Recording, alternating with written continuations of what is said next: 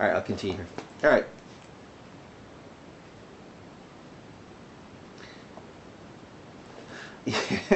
Okay. Abacaba pointed north, and there was their nemesis space-time giant robot ship walking on all fours like the Cronus robot from the 1956 movie, crushing houses and tents as it made its way out of Mecca. Lightning shot out of the black dome on top, shattering the buildings in front of it and at the sides. On a loudspeaker from the giant moving robot were shouts of Allahu Akbar in Arabic.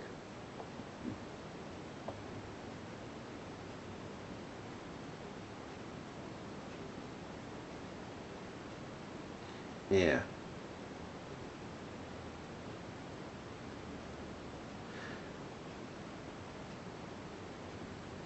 Yeah. Okay. Let's stop them, Abacaba, said Newton with anger in his voice, and the two of them beamed back aboard Mutania. When the two entered the Mutania bridge, Jibril was seen on the Mutania screen, smiling wickedly, with Cotton Muhammad at his side. By now, Cotton, or Muhammad, depending on the universe, looked nothing like he did a couple of hours ago due to the mutating effects of the pill Jibril gave him. His head was now very large and bald, making him look like a gray alien. Gone was his beard. Gone was his beard. Jibril continued to smile at Newton and said, "That was close, Newton. But my boy, Mo, surprised even me. After seeing the lightning come out of his hand like that, I think I can remove passages in the Quran that say Muhammad couldn't do miracles. I think I can safely delete that stupid reason for Muhammad not being able to do miracles from the clear signs handed down Quran, especially that incredibly stupid reason for his not being able to do miracles passage talking of a she-camel coming out of a rock with the fictional people known as the Thamud. Boy, where was my mind when I came up with that lame excuse for a lack of Muhammad miracles? Where was my brain? I made my messenger here sound like he drank a glass of LSD for damn sure. Well, I had him write that scripture in haste. When people were asking why my main man Mo here wasn't able to do miracles. Now the miracle of the Quran isn't the terror it causes, but the fact that Mo can produce lightning bolts out of his hands. And who knows what other surprises he has up his sleeves if he continues to evolve. Ha Cotton Muhammad looked at Newton's image on the viewing screen of the Black Mutant's viewing screen inside the robot spaceship Borg timeship and said with disgust in his voice, "Your ignorance makes me ill and angry. Your savageness must end." Newton laughed and said, "If you think I'm that, you haven't seen anything yet with that bastard who gave you those powers." Newton looked at his crew and said, "Muhammad must have evolved into the stage of liberal progressive, where good is perceived as evil and evil good to him." Sergeant Storm laughed and said, "Where evil is just misunderstood, and those who question it are either racist or haters."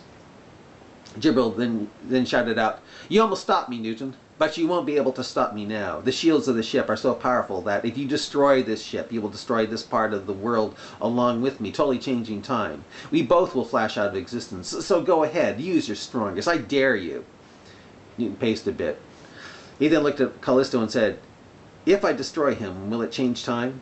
Callisto thought and said, "It will, for if you destroy Islam, there will be no America. Due to the pirates and caravan raiders Islam created,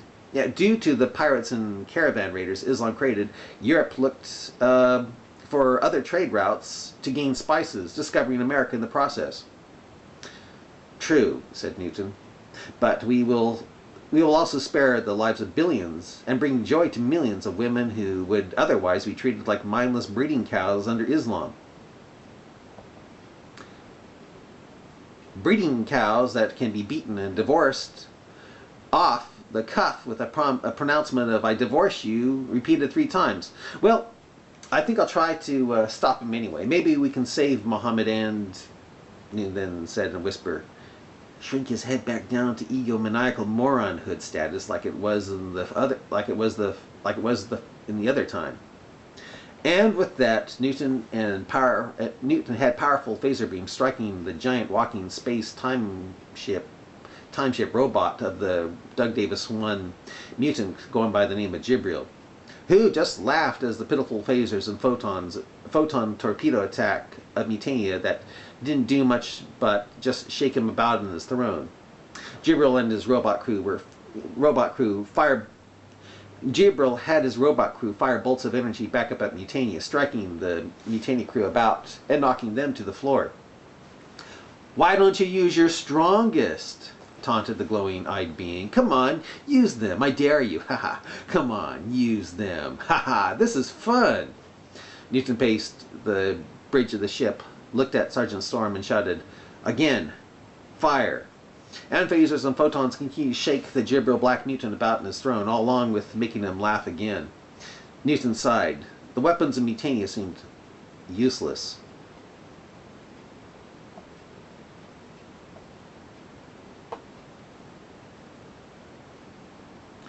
They seemed useless.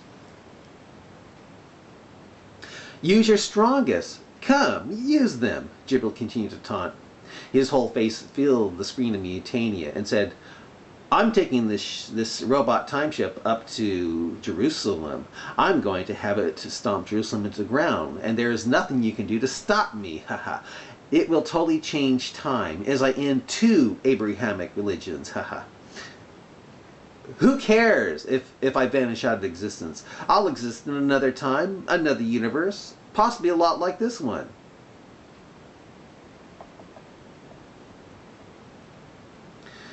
Newton noticed that Cotton, alias Muhammad, didn't seem so thrilled with what was going on. Realizing that Muhammad might be evolving past the stage of liberal progressive to the point of recognizing evil when he saw it, Newton wondered if there was a possibility that maybe Cotton might be able to turn his lightning on his maker, destroying the monstrous space-time giant robot Borg ship from within.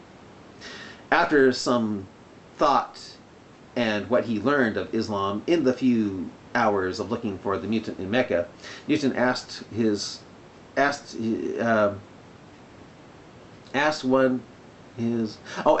one-time crewman Doug Davis 1, before he mutated into the fiendish Jibril, "Does Muhammad know that there is no paradise for those who kill for you? That no man who kills for you will have sex with mile-wide butts that are transparent to the point where you can see their bone marrow through?" Cotton blinked and asked, "What? What?" Jibril smiled and said, "He's just making up lies. He's quoting from weak hadiths." "What are hadiths?" asked Cotton.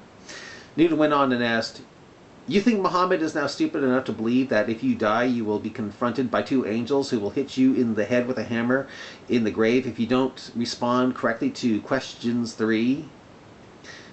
"Hit you in the head with a hammer? What's he talking about?" asked Muhammad to Jibril. He will," said Jibril to Newton on the viewing screen. "Really?" asked Newton. "That's not what I learned when I was in Mecca.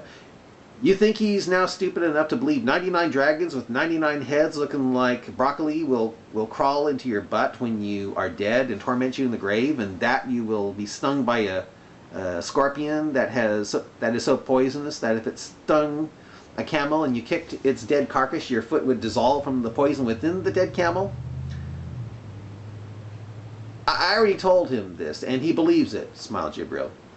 Newton smiled as well and said, "Certainly not after you gave him that pill to expand his mind, I bet." Cotton looked embarrassed and said, "Man, I really was a moron, wasn't I?" Newton ignored such a statement and asked Jibril, "Does Muhammad really believe that you need to wash your nose out 3 times in the morning when you get up because a ubiquitous Satan spent the night sleeping in it and millions of other noses at the same time? Does he still believe that the greatest jihad is saying a truth in the presence of a tyrant, or that seeking knowledge for 1 hour is better than praying for 70 years, or contemplation for 1 hour is better than 60 years of worship, or that the rank of a man of science is better than 60 years of divine service? Does he still believe that?" Cotton Muhammad moaned at how stupid he was until Jibril started evolving him. Who taught him such crap? Asked Newton. Who? It was you, Doug. For even you wanted to make a huge joke out of people wasting their time worshipping you, didn't you? Jibril just smiled while his messenger looked disturbed. Newton went on and asked, does Muhammad still believe that the sun and moon travel in boats or chariots, and that a solar eclipse doesn't occur by the moon blocking out the light from the sun, but from the sun falling out of its chariot? Muhammad looked at his maker sitting in the throne and asked, is he telling the truth about how a solar eclipse occurs? That it really isn't the sign of Judgment Day? Jibril smiled and said, yeah, he's right. Solar eclipses aren't the sign of anything except natural phenomena. Newton then asked Jibril, how come the Kaaba is orbiting the Earth and the silver vagina has the silver vagina has camel crap in it instead of the black stone? With that, Jibril burst out into heavy laughter and said, before I beamed... Oh, I got it. You know something? I think I've got to stop it here. I believe I do. Yeah.